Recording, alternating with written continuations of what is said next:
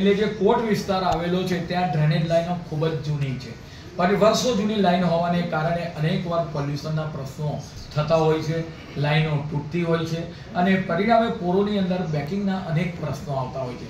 આ લાઈનને હાલ રિહેબ કરવાનું કામ ચાલી રહ્યું છે.